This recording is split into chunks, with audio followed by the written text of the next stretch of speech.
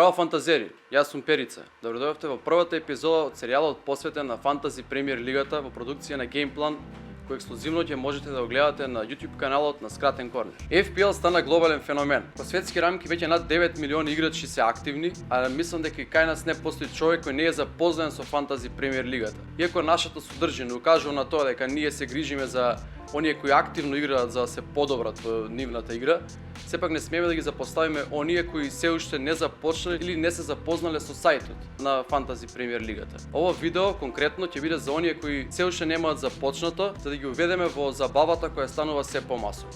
Самата регистрација не е премногу комплицирана, па мислам дека нема потреба да се потроши премногу простор објаснувајќи ја истата. Сите имаме право на по еден тим, па добро да ги користите вашите вистински податоци при регистрација. Минатата сезона имаше мали проблеми со пробивање на лозинки, па наш совет е да ставите различна лозинка во однос на вашите други профили и истата да биде тешка за пробивање. Од оваа сезона имаме можност и за дополнителна заштита на лозинката, но затоа во друга прилика. Продолжуваме со селекција на тимот. Од тука се логираме и доаѓаме на првиот скрин, кој ќе го гледате еднаш во сезоната, а кој што освен одјавувањето и почетната страна, дава само опции за squad selection, која што нас не ни интересира во моментов, и помош до која што ќе стигнеме понатаму во текст. Сега веќе верувам дека сите ги знаеме основните правила. Имаме буџет од 100 милиони, кој што треба да ги потрошиме на 15 играчи, а при тоа не смееме да имаме повеќе од 3 играчи во еден клуб. Меѓутоа, вистинско селектирање на играчи доаѓа подоцна.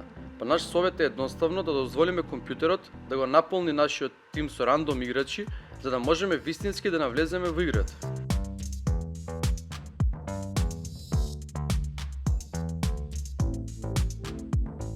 Откако ќе го внесеме тимот, доаѓаме до вообичаениот скрин кој што ќе го гледаме во текот на целата сезона, а во кој што главното мени содржи линк до вашиот тим, Pick Team, линк до трансфер страната Transfers, линк до вашите лиги, Leagues and Cups, а за потребите на овој текст многу важна е и Help страната, каде што можеме да најдеме многу важни информации што ќе ни послужат за полесно да сватиме што всушност се бара во играта. Сега тоа не е случај, но кога ќе започне првото коло, во менуто ќе можеме да видиме и страна која води кон нашите поени во колото.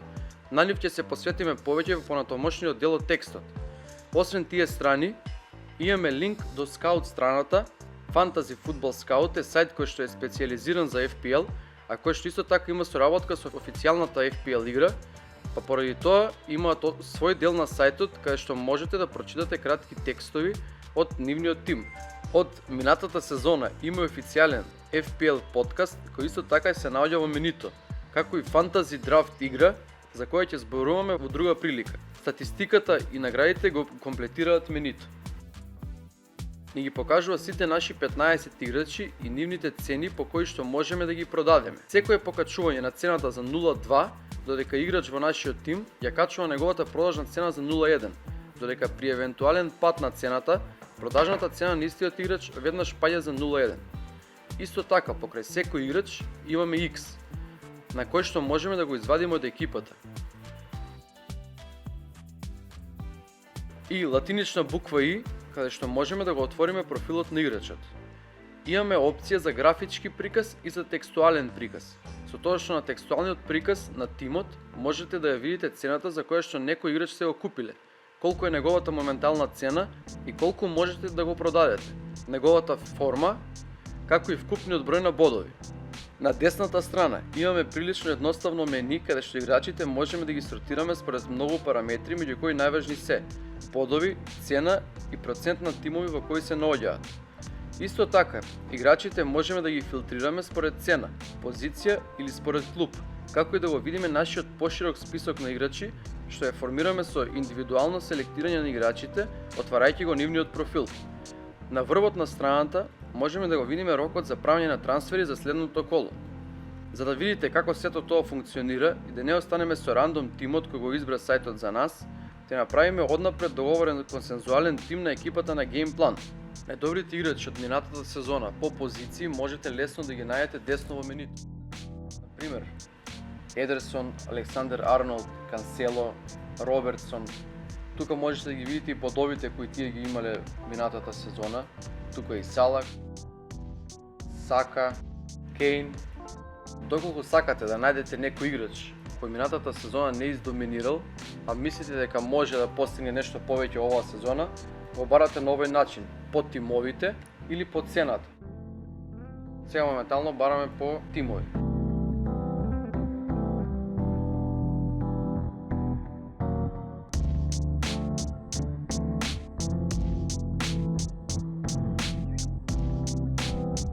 Одиме со Бейли од Астон Вила, бидејќи на пријателските надпревари се покажа добро.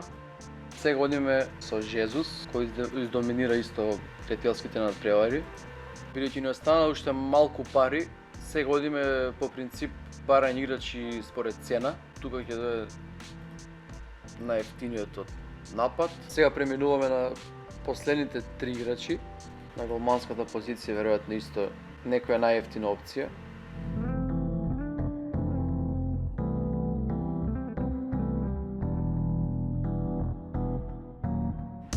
Неко Вилијамс во одбрана и остануваат уште 5 милиони.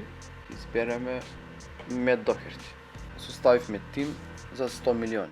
На оваа страна можеме да ги видиме сите наши играчи. Под нивното име стои следниот надпревар кој го играат, а подолу можете да ја видите и клупата која брои голман и 3 играчи, чии што бодови нема да се бројат, освен во случај некој стартер да не влезе во игра.